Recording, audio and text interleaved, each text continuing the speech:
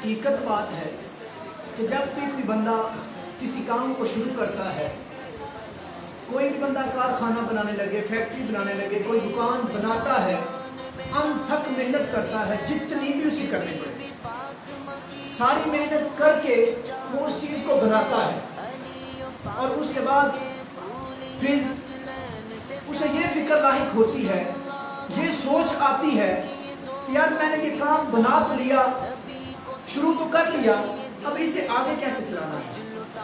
تو وہ اسے آگے چلانے کے لیے یہ سوچ ہی رہا ہوتا ہے، اور پھر ایک وقت آتا ہے اسے یہ بھی سوچ لاحق ہوتی ہے کہ یار اولاد جوان ہو گئی، کیا یہ میرے کاروبار کو قائم رکھ پائے گی؟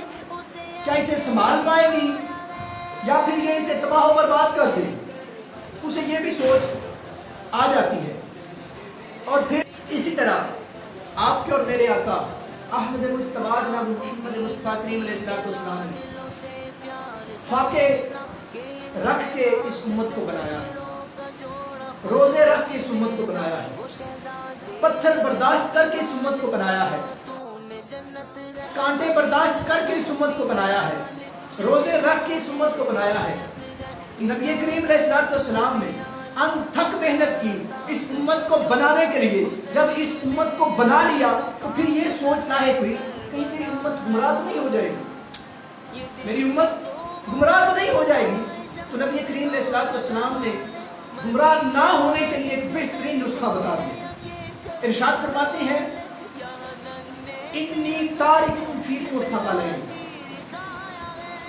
اے لوگو میں تم میں دو بھاری چیزیں چھوڑ کے جا رہا ہوں، دو بھاری چیزیں چھوڑ کے جا رہا ہوں، انہیں مضبوطی سے تھام لینا، تم کبھی گمراہ نہیں ہو سکو گے، لن تضلوا، ہرگز گمراہ نہیں ہو سکو گے۔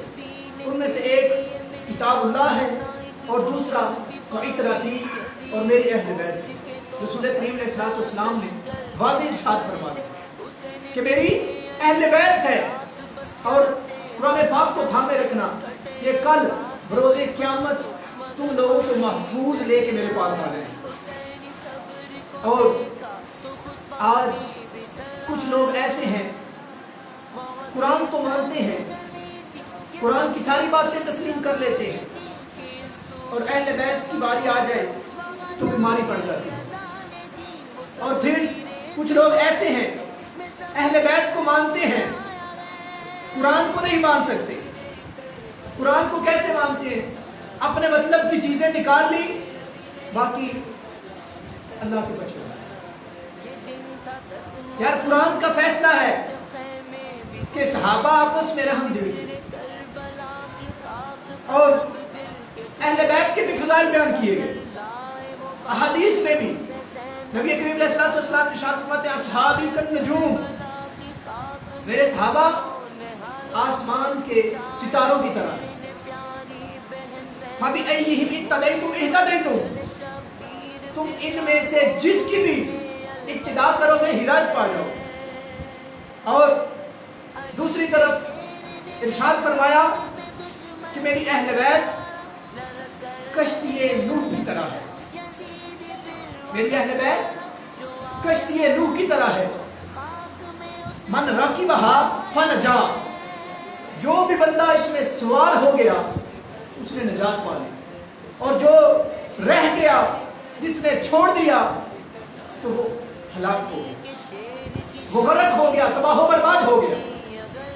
اب ہمیں سوچنا ہے کہ سرکار نے فرما دیا ہے کہ میرے صحابہ آسمان کے ستاروں کی طرح ہیں، اور میری اہل بیت کشتی نوح کی طرح ہے۔ ہم ایک کو پکڑ لیں اور دوسرے کو چھوڑ دیں گے تو اس طرح بھی ہم ہلاک ہو جائیں۔ سرکار ارشاد فرماتے ہیں تم نے دو بھاری چیزیں چھوڑ کے جا رہا ہوں۔ اب یہ دو چیزیں بھاری کیسے ہیں؟ بھاری اس طرح کہ قرآن کے الفاظ کو کوئی بھی ملا، کوئی بھی مفسر جو بھی ہو، قرآن کے الفاظ نہیں بدل سکتا۔ لائبریری سے قرآن اٹھائے، اس کا ترجمہ لکھنا شروع کر دے تو اپنے الفاظ میں ترجمہ کر سکتا ہے، ترجمے کو بدل سکتا ہے، لیکن قرآن کے الفاظ کو کبھی نہیں بدل سکتا۔ قرآن کے الفاظ یوں ہی رہیں گے۔ اور اہل بیت وہ بھاری اس طرح ہے کہ یزید جب ظلم پر بیعت کہے گا تو امام حسین سر قلم کروا دیں گے دین کے لیے، لیکن بیعت نہیں کریں گے۔ اس طرح یہ بھاری ہے، ان دونوں کو مضبوطی سے تھام لو گے تو سرکار فرماتے ہیں لم تضلوا، ہر چیز گمراہ نہیں ہو پاؤ گے۔ اور پھر شعب الایمان میں سرکار علیہ الصلوۃ والسلام کی حدیث پاک ہے، لا یؤمن عبد حتی اکون احب الیہ من نفسہ وتکون عترتی احب الیہ من فطرتی۔ سرکار ارشاد فرماتے ہیں اس وقت تک کوئی بندہ کامل مومن نہیں ہو سکتا جب تک اس کو میں اس کی جان سے زیادہ اور میری آل اس کی آل سے زیادہ پیارے ہوں۔ سرکار علیہ الصلوۃ والسلام نے صحابہ کی شان کو بھی بیان کیا ہے، اہل بیت کی شان کو بھی بیان کیا ہے۔ سرکار نے کسی کو بھی تنہا نہیں چھوڑا، ہم کیسے چھوڑ سکتے ہیں؟ اہل بیت کا ذکر کریں تو کہہ دیتے ہیں یہ لوگ شیعہ ہو گئے۔ یار اہل بیت کا زیادہ ذکر کرنے والا شیعہ نہیں ہوتا، یہ خدا کی بھی سنت ہے، مصطفیٰ کی بھی سنت ہے۔ یہ شیعہ ہونا نہیں ہے، شیعہ وہ لوگ ہوتے ہیں جو صحابہ سے نفرت کرتے ہیں، صحابہ کو گالیاں دیتے ہیں، دلوں میں بغض رکھتے ہیں، تعصب والا ہوا ہوتا ہے، وہ لوگ شیعہ ہوتے ہیں۔ شیعہ اہل بیت کا ذکر کرنے والے کو نہیں کہتے۔ اہل بیت کا ذکر کرنا تو عبادت ہے۔ صحابہ کا گدا ہوں اور اہل بیت کا خادم، صحابہ کا گدا ہوں اور اہل بیت کا خادم، یہ سب ہے آپ کی نظر عنایت۔